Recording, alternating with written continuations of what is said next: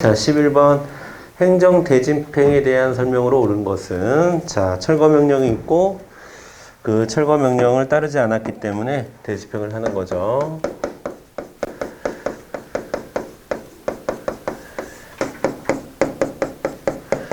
통지하고 계고하고 통지하고 실행하고 비용 청구하고 자, 그러면 자, 시험에 이렇게 나오죠. 꼭 계고에 의해서 계고에 의해서 자, 계고에 의해서만 특정되어야 되는 것은 아니다. 즉 계고 이전에 계고와 철거 명령을 한꺼번에 하나의 문서로도 할 수 있고 혹은 계고 전후의 문서로도 할 수가 있는 겁니다. 자, 계고 전후라는 것은 철거 명령서 또는 통지할 때 같이 해도 된다라는 거예요. 실행하기 전에. 예, 꼭 계고로서만 해야 되는 건 아니다. 자, 그 얘기를 지금 이 선지 같은 경우에는 철거 명령과 계고가 동시에 하나의 문서로도 할 수 있다. 이렇게 표현되고 있는 거죠. 그렇죠? 자, 그 다음에 또 시험 문제는 뭐예요? 이거죠, 요거. 자, 요거는 모두가 뭐를 갖고 있어요? 처분성이 있고, 그 다음에 뭐 여기는 아니에요. 요 사이, 개통 실비 사이에는 뭐가 인정된다? 하자의 승계가 인정된다. 이런 게 이제 시험 문제가 되는 거죠. 자, 2번. 자, 퇴거, 인도, 명도. 자, 이런 것들은 비대체적이기 때문에 행정 대집행의 대상이 되지 않습니다. 그래서 정답은 1번이 맞는 거네요. 그 다음에 2번. 대집행이 완료되면 소이익이 없습니다. 소이익이 없습니다. 법률상 취소를 구할 법률상 이익이 없다. 똑같은 말입니다. 그 다음에 4번 군수가 군사무 위임 조례의 규정에 따라 무허가 건축물에 대한 철거 대집행 사무를 하부 행정기관인 읍면에 위임했어요. 위임했다는 얘기는 권한이 넘어갔다는 거야, 안 넘어갔다는 거야? 권한이 넘어갔다는 얘기예요. 권한이 넘어갔기 때문에 당연히 읍면장은 철거 대집행을 위한 계고서를 계고 처분할 권한도 같이 넘어가는 거죠. 권한이 있다라고 해주셔야 되죠. 됐죠? 좀 빨리 갈게요. 이번에는 자, 12번 국가배상법에 대한 설명으로 옳은 것은 자, 1번 공무원이 직무집행이 법령이 정한 요건이나 절차에 따라 이루어진 것이라면 특별한 사정이 없는 한 공무원의 행위는 법령에 적합한 것이나 그 과정에서 개인의 권리가 침해되었다고 해서 바로 법령의 적합성이 곧바로 부정되는 것은 아니다. 여러분 생각해 보십시오. 공무원이 하는 행위 중에 개인의 권리를 침해하는 행위가 얼마나 많겠습니까? 그래서 침해했다는 이유만으로 적합성이 부정되는 것은 아니겠죠, 당연히. 뭐 조세부가도 적합한 건데 권리가 침해되는 거잖아요, 그렇죠? 2번. 자, 시청 소속 공무원이 부패 그 시장을 그래서 부패 혐의자로 자, 부패 혐의자로 이렇게 신고해서 근데 그 사람을 다른 데로 동사무소로 내려보냈어. 죄송합니다. 동사무소로 내려보냈어요. 자, 그래서 사회통념상 용인될 수 없을 정도로 객관적 정당성을 결여하였다고는 보지 않았습니다. 그렇죠? 자, 그래서 이제 판례에서는 이게 단지 그냥 시장의 개인적인 판단이 아니라 다면평가에 의한, 다면평가라는 것은 부하 직원한테 의견도 들은 거고 다른 부서 의견도 들은 거고 이렇게 다면평가라는 게 이제 행정학 공부하다 보면 나오지. 다면평가를 한 결과라는 거야. 판례에서는. 자, 그리고 자, 또 원활한 업무 수행이 안 된다는 거야. 원활한 업무 수행을 위해서 이렇게 할 수도 있다. 라고 본 겁니다. 시장편을 들어준 거죠. 3번. 국가 또는 지방자치단체가 공무원의 위법한 직무집행으로 발생한 손해에 대해서 공무원의 구상권을 자, 여기서 중요한 거는 구상권을 행사할 수 있는지에 대해서 국가배상법은 규정을 두고 있지 않으나 이 부분이 틀린 거죠. 규정을 규정을 두고 있습니다. 여러분 거기 써두세요. 국가배상법. 자, 공무원의 위법행위는 2조죠, 2조. 2조에 2항에 있습니다. 2조 2항. 2조 2항에 제가 한번 읽어볼게요, 여러분. 공무원에게 고의 또는 중대한 과실이 있으면 고의, 중대한 과실, 고의, 중과실. 국가나 지방자치단체는 국가배상법은 지방자치단체, 국가나 지방자치단체를 주체 배상의 주체로 보고 있죠. 국가나 지방자치단체는 그 공무원에게 구상할 수 있다라는 표현이 있습니다. 아시겠죠? 그러니까 있다. 뭐에 대한 뭐가 있다? 구상권 행사에 대한 근거가 있다. 구상권 행사에 대한 근거가 있다. 구상권 행사에 대한 근거가 있다. 이렇게 보시면 되겠습니다. 자, 그래서 공무원에게 고의 또는 중과실이 인정될 경우 국가 또는 지방자치단체는 공무원에게 구상권을 행사할 수 있다. 이 부분이 틀렸습니다. 이 부분이. 4번. 자, 공무원의 직무상 의무는 명문의 규정이 없어도 관련 규정에 비추어 조리상 인정될 수 있다. 맞습니다. 특히 판례에서는 뭘 강조해요?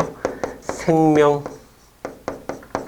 신체상 혹은 재산까지 포함하는데 중요한 건 이 생명, 신체가 꼭 들어가요. 생명, 신체상의 보호가 필요한 경우 명문의 규정이 없더라도 직무상 의무.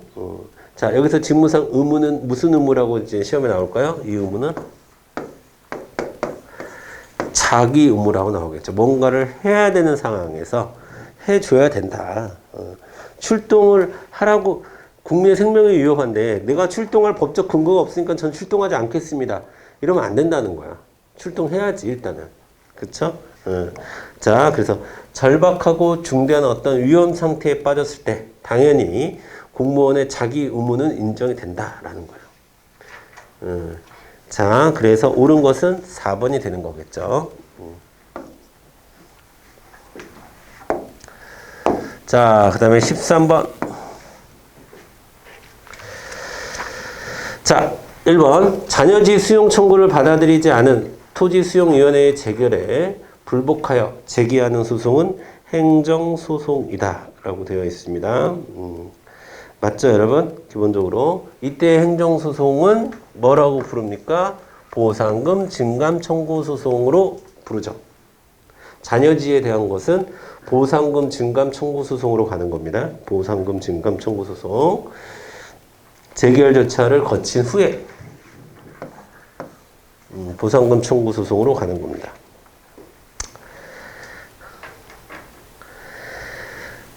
자, 됐죠? 그러면 이때 행정소송은 보상금 증감 소송이고, 이 보상금 증감 소송의 성격은 당사자 소송이에요? 항고 소송이에요? 당사자 소송이다. 여기까지 정리하시면 되겠죠? 자, 여러분, 자녀지, 행정소송, 보상금 증감 청구 소송, 당사자 소송. 자, 3번 보겠습니다. 공익사업을 위한 우리 흔히 공익사업법이라고 부르는데, 자, 사업시행자에 대한 이주대책 실시 및 이주대책의 내용에 관한 규정은 당사자의 합의에 의하여 적용을 배제할 수 있다. 3번의 별표.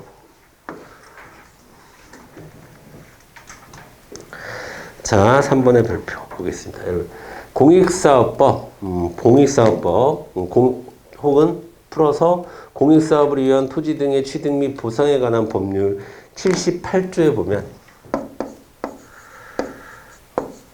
자, 78조의 1항이 뭐냐면 이주대책을 수립하고 실시해야 될 사업시행자의 의무에 대해서 이야기하고 있습니다. 의무라고 이야기하고, 그 다음에 또 뭐를 얘기하고 있냐면 이주 정착금을 줘야 될 책임이 사업시행자에게 있다. 이거 다 의무라고 규정을 하고 있습니다. 의무. 그 다음에 2항에서 뭘 얘기하고 있냐면 이주대책을 수립하는 과정에서 지자체장과 협의 가능하다. 협의해야 된다. 지자체장과의 협의를 얘기하고 있습니다. 2항에 보면. 그렇죠? 3항에는 신설된 건데 3항은 자, 이주대책을 짤 때 주택도시기금이라는 게 있어요. 주택도시기금을 그러니까 사업시행자가 행정청일 때는 자 주택도시기금을 먼저 쓸 수 있다. 주택도시기금에 지원을 할 수 있다. 뭐 이런 건데 이건 사실 별로 중요하지 않고 네 번째가 이 이주대책의 내용과 관련한 겁니다. 이 이주대책의 내용과 관련해서 자 내용과 관련해서 자 이주대책을 짤 때는 도로, 급수시설, 배수시설 이런 것들 등의 기본생활시설 있죠. 기본생활시설. 기본생활시설을 뭘로 갖다? 법령에서는 도로, 급수, 배수시설 등과 같은 기본생활시설을 포함해야 합니다. 자, 이런 내용들을, 이런 기본생활시설을 포함해서 이주대책을 전반적으로 어떻게 짤지는 사업시행자의 재량의라고 보는 것이 판례의 입장입니다. 하지만, 이주대책의 내용은 재량인데 여기 보니까 여기 합의에 의하여 적용을 배제할 수 없다. 이거 없다가 맞거든? 옳지 않은 거. 이거 없어. 그러면 수립, 실시, 이주대책의 내용 모두 기속이고 의무 아닌가? 자, 수립하고 실시해야 하는 거야, 그거는. 수립하고 실시해야 하는 의무가 있고, 그 다음에 그 내용이 이런 것들은 반드시 포함해야 합니다. 포함해야 하지만 전체적인 이주대책의 내용은 이거 포함해서 여기에 무언가를 더 여기에 무언가 플러스 알파를 할지 말지 등은 재량이라는 거야. 딱 기본생활시설로만 이주대책을 끝낼 건지 아니면 여기에 뭔가 뭐 보상금 같은 걸 더 줄지 말지 뭐 등등 뭐 이런 것들은 재량이라고 하는 거예요. 아시겠죠? 구분하셔야 돼요. 뭔 말인가? 법령에서는 이렇게 되어 있어요. 이렇게. 네, 그래서 법령을 좀 자세하게 말씀을 드린 거예요. 법령은 이렇게 되어 있는데, 자, 판례에서는 이런 법령의 내용은 당연히 해야 되겠지만, 여기에 뭐 플러스 알파 뭘 할지까지는 재량이라고 본 거예요. 그러니까, 법상의 사업시행자의 이주대책 수립 실시 및 이주대책 내용에 관한 규정. 여기다 이 내용에 관한 규정은 뭘 얘기하는 거냐면 78조를 얘기하는 거야. 78조는 당사자의 합의에 의해서 적용을 배제할 수 있는 게 아니에요. 이거는 꼭 해야 되는 거야. 이거는 꼭 해야 되는 거지만 만약에 시험에서 이렇게도 물어봤어. 그럼 이주대책의 전반적인 내용은 사업시행자의 재량에 맡긴다. 라고 하면 그건 또 맞는 거야. 그 이주대책의 요 내용은 포함되어야 하지만, 다른 거 뭐 할지 말지는 재량이라고 하는 거죠.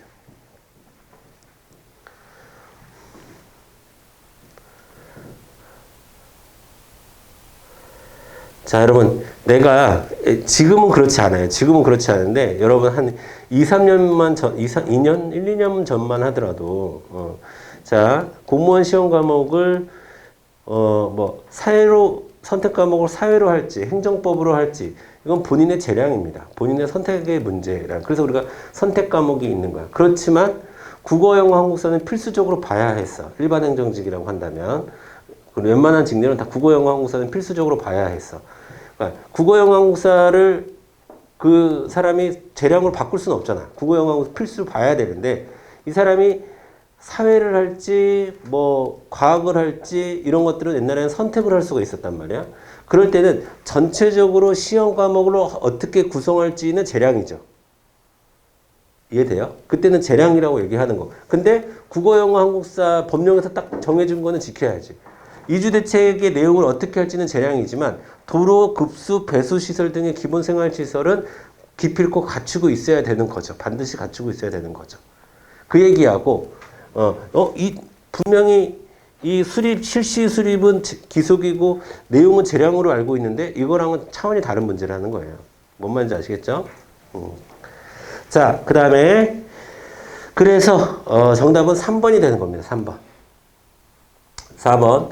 보상 규정이 없다고 당연히 보상이 이루어질 수 없는 것이 아니라 헌법 해석론에 따라서는 특별한 희생에 해당하는 재산권 제약에 대해서는 손실 보상이 이루어질 수도 있다. 라고 봤습니다. 이거 누구 견해인 것 같아? 대법원 견해야? 헌법재판소 견해야? 그렇지. 대법원 견해야.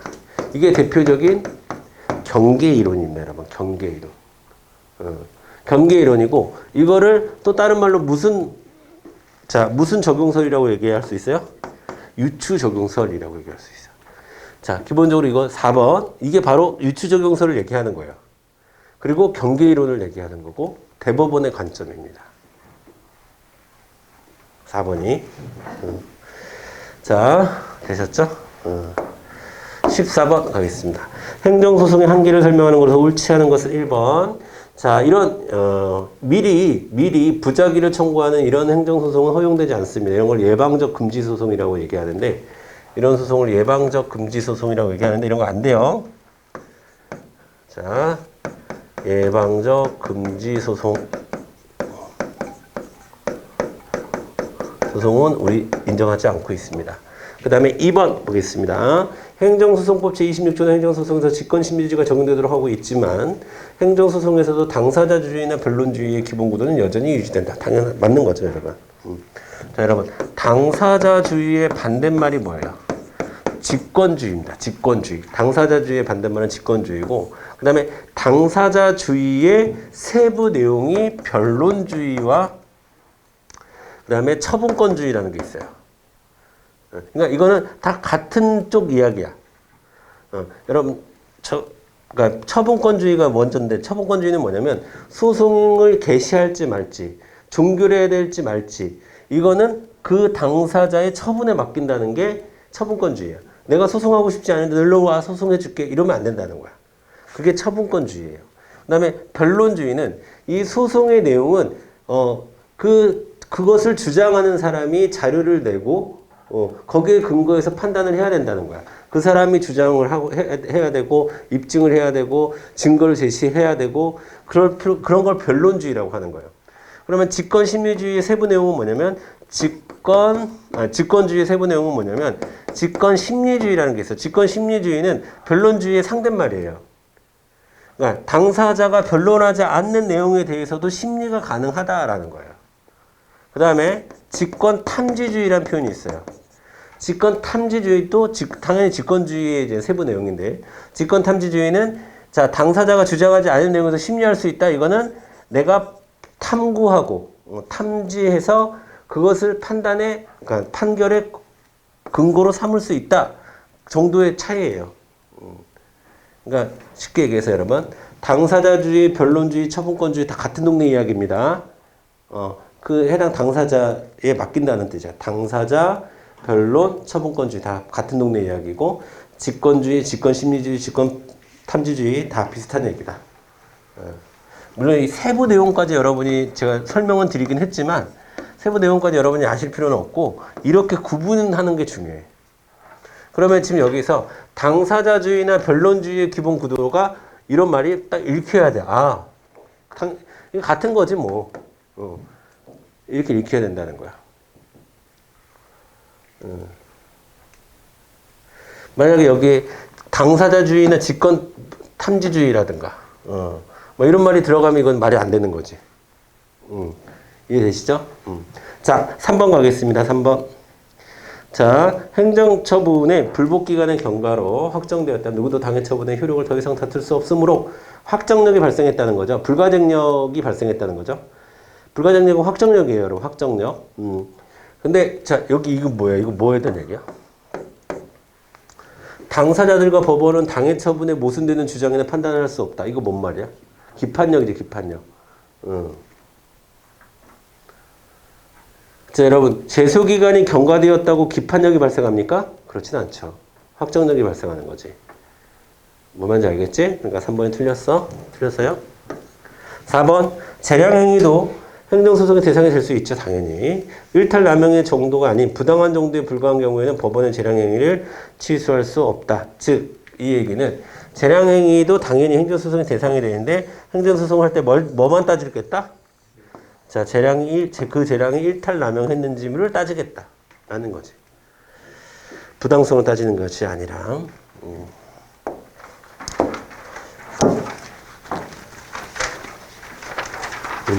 여러분이 기본적으로 정리가 돼 있을 거라는 전제하에 저는 지금 다시 한번 여러분이 좀 암기를 하시라고 좀 얘기를 하는 것 뿐입니다, 여러분.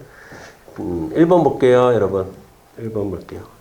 자, 여러분. 당사자 능력이라는 표현이 나왔는데, 여러분, 여러분, 여기까지는 이거는 약간 좀 민법적인 사항이라 여러분이 모르셔도 되긴 하는데, 여기서 얘기하는 당사자 능력은 권리 능력을 얘기하는 거예요. 권리 능력. 여기까지는 아셔야겠다. 권리 능력이라는 거예요. 여기서 당사자 능력은 권리 능력이 있어야 된다라는 뜻이에요. 자, 권리 능력은 법에서, 우리 법에서 권리 능력은 누가 가져요? 사람이 갖는 권리 능력입니다. 사람. 사람은 몇 가지가 있어요? 두 가지가 있어요. 사람은. 남자, 여자가 아니라 어른, 어린이가 아니라 사람은 자연인과 법인이 두 가지가 있습니다. 자연인은 원래부터 사람, 우리 같은 사람들 얘기하는 거야. 우리 같은 사람들. 법인은 원래 사람 아니야. 단체고 기관인데 법적으로 사람인 것처럼 만들어준 게 있어요. 그걸 법인이라고 얘기하는 거야. 그러면 자연인과 법인이 권리 능력을 가져요. 그러면 당사자 능력을 갖는 거예요. 소송에서. 그런데 자, 우리 행정법에서는 여기 플러스에서 뭐까지 포함하냐면 법인격이 없는, 법인격이 없는, 민법에서는 딱 여기까지만 하는데 우리 행정법에서는 법인격 없는 사단이나 재단의 당사자 능력을 인정해요. 다시 권리 능력이라고 하면 여기까지예요. 여기까지. 민법상 권리 능력은 사람이 갖는 거고 자연인과 법인까지인데 우리 행정법에서 이야기하는 당사자 능력은 여기서 법인격 없는 사단이나 재단까지도 포함시킵니다. 아시겠죠? 그런데 도룡뇽은 동물이니까 애초에 여기 들어갈 수가 없죠. 그래서 당사자 능력이 없다. 여러분, 당사자 능력이 뭐예요? 원고나 피고가 될 수 있는 능력을 얘기하는 거예요. 원고나 피고가 될 수 있는 능력. 당사자가 아닌 사람은 법에서 뭐라고 해? 제3자라고 얘기하는 거고. 근데 넓게 제3자가 될 수 있는 능력도 당사자 능력 안에 들어가긴 해요. 사람이 제3자가 될 수가 있는 거잖아. 그치? 자, 2번 보겠습니다. 자, 취소소송의 제기 후 중복하여 동일한 사건, 말도 안 돼. 이런 건 우리가 중복제소라고 하죠. 지금 내가 사건이 하나가 진행되고 있는데 또 다른 똑같은 사건을 또다시 소를 제기할 수는 없어요. 중복제소는 기본적으로 안 됩니다. 어떤 법에서는 안 돼, 중복제소는. 자, 3번. 취소소송은 처분의 유효성 소송의 요건에 해당한다라고 했는데 이것도 자, 이건 뭐야 이거? 옳지 않은 거. 이건 틀렸죠, 여러분. 자, 처분의 유법성은 그러니까 본안 소송의 여러분, 자, 심리는 두 가지가 있죠, 여러분. 심리는 요건 심리와 본안 심리가 있죠. 요건 심리의 대상이 아니야, 처분의 유법성은. 즉 요건에 해당하지 않아요. 처분이 위법한지 위법하지 않는지는 본안에서 따져야 될 문제인 거지 요건에 해당하지는 않는 거예요. 그러니까 정확히 얘기하면 본안 심리의 소대상입니다. 대상. 정확히 얘기하면 소대상. 을 우리가 처분의 위법성이라고 얘기합니다. 즉 본안 심리에서 따져야 될 문제는 그 처분의 위법성을 따져야 되는 거예요. 근데 요건 심리에서는 따지지 않는다. 그러니까 요건에 해당하지 않는다라고 봐야 되는 거고. 자, 취소 소송은 자, 여러분 다 아시는 건데 제가 여러분 외우시라고 얘기하는 거야. 자, 항고소송, 당사자소송, 민중소송, 기관소송 중에 항고소송에 해당하는 거죠. 취소소송은. 항고소송이 취무부니까. 그렇죠? 그 다음에 소송의 법적 성질 중에 권리의무 관계를 만들어주는 것을 우리가 형성소송이라고 하는 거고, 그 다음에 확인소송이 있고, 무효등 확인소송, 부작위 위법 확인소송은 형성소송이 아니라 확인소송이에요. 형성소송은 뭐냐면 취소가 되면 그 취소가 된 것에 법적인 권리의무 관계 변화가 바로 적용이 된다는 거야. 형성이 되는 거니까. 그 다음에 또 뭐가 있지? 뭐 이행소송. 우리가 의무이행 심판에서 하는 것이 크게 보면 이행소송의 성격이죠. 뭔가를 해라 마라 이야기하는. 그쵸? 자, 그러면 형성소송, 확인소송, 이행소송 중에 형성소송에 해당한다는 거야. 취소 소송은. 그 다음에 뭐 주관 소송, 객관 소송 중에 당연히 주관 소송에 해당되는 거죠. 이 두 가지가 주관이고 이 두 가지가 객관이니까. 그러면 자, 취소 소송의 법적 손실은 항고 소송, 형성 소송, 주관적 소송이다 라는 말이 읽히죠. 자, 그럼 되는 거예요. 자, 그 다음에 16번 갑니다. 다음 중 제3자에게 법률상 이익, 즉 반대말이 뭐야? 사실상 이익, 반사적 이익 이런 거죠. 그 다음에 1번. 자, 공설 화장장 설치를 금지를 구하는 인근 소송의 인근 주민 소송 되죠. 공설 화장장 뭐 납골 땅, 연탄 공장 뭐 이런 거요. 인인 소송. 그다음에 이거 뭐야? 다 시외버스 운송 사업이죠. 아까 우리 운송 사업은 뭐라고 그랬지? 특허라고 했지. 특허 같은 경우에는 어디에서 경업자 소송이라고 우리가 부르죠. 경업자에서 법률상 이익을 갖죠. 특허는 법률상 이익을 갖는 거야. 왜? 나만 하라고 했으니까. 허가는 법률상 이익을 갖지 않아요. 목욕탕 같은 거 법률상 이익을 갖지 않습니다. 자, 한약 조제권 같은 경우가 여러분 이거는 법률상 이익을 인정하지. 이거는 특허라고 보지 않았던 거죠. 이거는 허가적 성격이 강하다라고 본 거예요. 때문에 한의사의 소송의 법률상 이익은 인정하지 않습니다.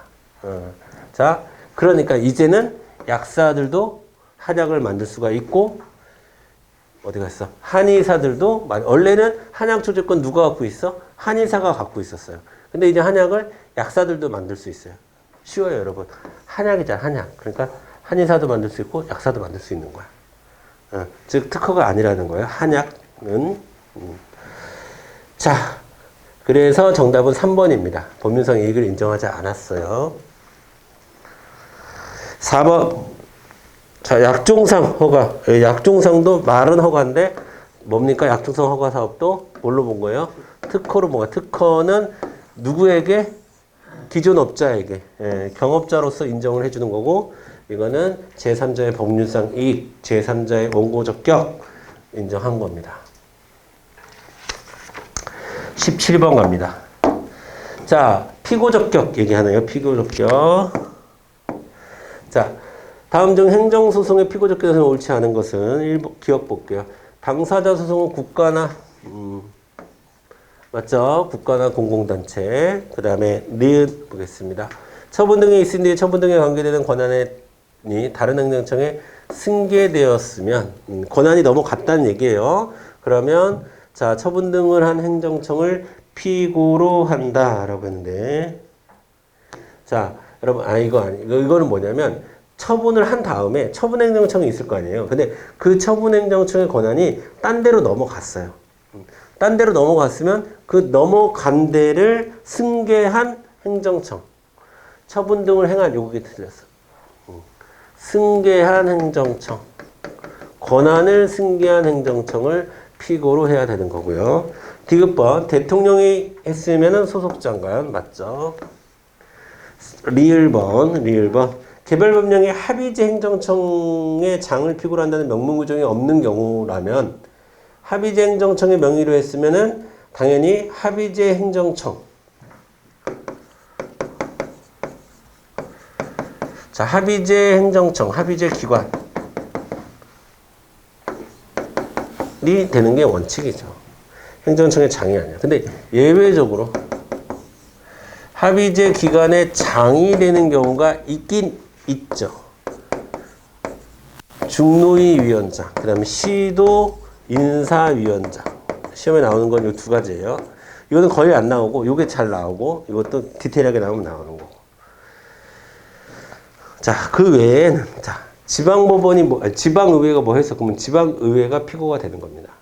감사원이 뭐 했어? 그러면 감사원장이 아니라 감사원이 되는 거고, 토지수용위원회는 토지수용위원장이 아니라 토지수용위원회가 되는 거고, 공정거래위원회도 공정거래위원장이 아니라 공정거래위원회가 되는 겁니다. 하지만 중앙노동위원회 같은 경우는 위원장이 피고가 되는 거고, 시도인사위원회 같은 경우는 시도인사위원장이 피고가 된다. 요 두 가지만 잘 정리를 해주시면 되겠습니다. 정답은 자, 니은, 리을 틀린 거 찾는 거니까 니은, 리을로 가주시면 되는 거고요. 그 다음에 18번 가겠습니다. 자, 행정소송법상. 자, 적용되는 사에서 여러분 이런 거 잘 읽어야 됩니다. 재결을 거치지 아니하고 이거는 자, 그러니까 두 가지를 나눠서 있잖아 법이. 재결을 거치지 않는 거하고 그냥 재기 자체를 하지 않는 거하고 그러니까 행정심판 전치주의에서 필요적 행정심판 전치주의에서 재결을 기다리지 않고 너무 소송으로 갈 수 있는 경우하고 아예 행정심판 재기 자체를 하지 않는 경우하고 다르잖아요. 그렇죠? 그러면 아예 그러니까 재결을 거치지 아니하고 하는 경우에 해당하는 경우에는 여러분 이렇게 외우세요. 60일 동안 기다렸는데 결론이 없어. 60일. 또 하나는 긴급할 때 60일 긴급. 그 다음에 행정심판 기간에 별도로 행정심판이 뭔가 판단을 그러니까 재결을 할 수 없는 어떤 사유가 있을 때 행정의 사유가 있을 때 이때는 결론을 기다리지 않고 넘어와도 됩니다. 근데 아예 제기조차 하지 않아도 되는 경우 첫 번째 동종사건인 경우 이미 재결이 있었어. 동종사건에서 이미 재결이 있었어요. 그 다음에 단계 처분에서 이미 재결이 있었어요. 그 다음에 내가 잘못한 게 아니라 그 행정청에서 처분 자체를 변경했어요. 그러면 처분 변경으로 인한 건 난 또다시 재결할 필요는 없는 거지. 거쳐서 이미 왔을 텐데 그쪽에서 처분을 변경했다고 해서 내가 또다시 해야 되는 건 아니라는 거죠. 그 다음에 필요 없다고 잘못 알린 경우 이런 경우는 아예 재기 자체를 하면 안 되는 거예요. 재기 자체를 안 해도 되는 거예요. 자, 그러면 이 네 가지 중에서 뭐가 있습니까? 뭐가 있죠?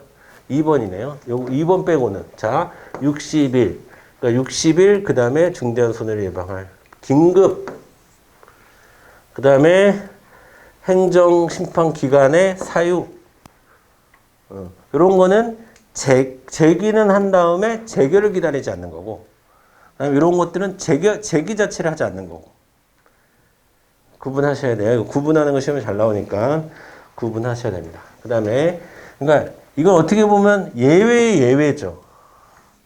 원칙은 뭡니까? 원칙은 임의적 행정심판주의가 원칙이죠. 예외가 필요적 행정심판 전치주의죠. 그러면 그 예외의 예외가 되는 거지, 이거는. 그러면 필요적 행정심판 전치주의는 여러분 기본적으로 세 가지를 기본적으로 알고 있어야 돼요. 도로교통법, 국가공무원법, 국세기본법. 이 세 가지는 꼭 행정심판을 거치고 가야 됩니다. 아시겠죠? 세 가지는 외우고 있어야 돼. 도로교통법, 국가공무원법, 국세기본법.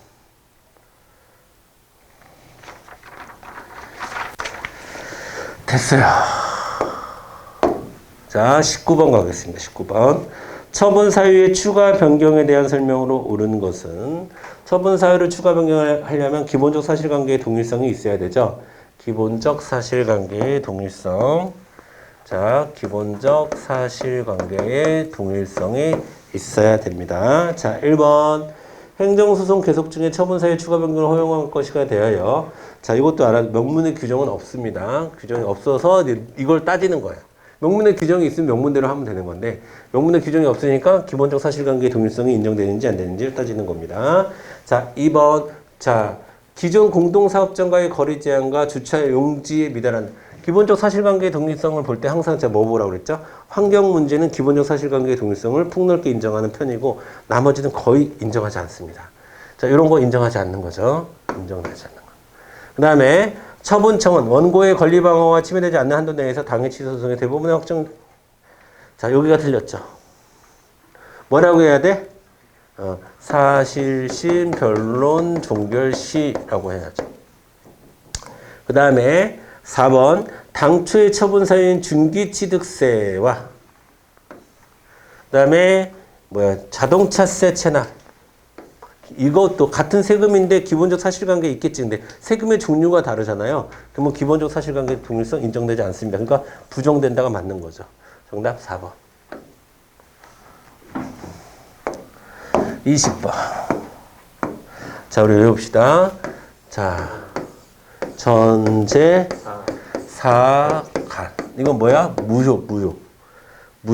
무효는 자, 전치주의. 그 다음에 제소기간, 사정판결, 간접강제, 취소소송의 내용이 준용되지 않죠. 됐죠? 자, 그러면 뭡니까? 이건 X를 치면 되겠네, 그치? 전제사. 그러면은 적용이 되는 거죠. 그쵸? 그 다음에 전제사간하고, 그 다음에 제집사. 이건 부작위. 부작위에서 준용되지 않는 거. 제소기간, 그 다음에 이거 뭐예요? 자, 집행정지, 사정판결. 근데 이거 제는 세모지. 부작위일 경우에도 행정심판을 거치고 온 경우에는 제소기간 적용되죠. 행정심판을 거치고지 않으면 자기가 어떤 처분이 존재하지 않기 때문에 제소기간의 기준을 세울 수가 없는 거고. 그러니까 자, 무효는 전제사간, 부작위는 제집사. 근데 부작위의 제는 세모. 돼요? 네, 여러분 시험 보느라고 고생하셨고, 자, 오늘 설명드린 내용들을 암기하시는 것이 중요합니다. 암기하시는 것이 중요하고, 자, 그 다음에 이제 오늘 말씀드린 대로 등용 모의고사를 풀겠습니다. 그래서 쉬는 시간 갖지 말고 문제 풀고 쉬는 시간 가지시고 제가 이제 수업 시작하면서 여러분에게 채점까지 하고 쉬는 시간 끝나고 바로 해설 강의하고 그 다음에 남은 시간에는 우리 책 진도 나가고 그렇게 구분해서 좀 하겠습니다.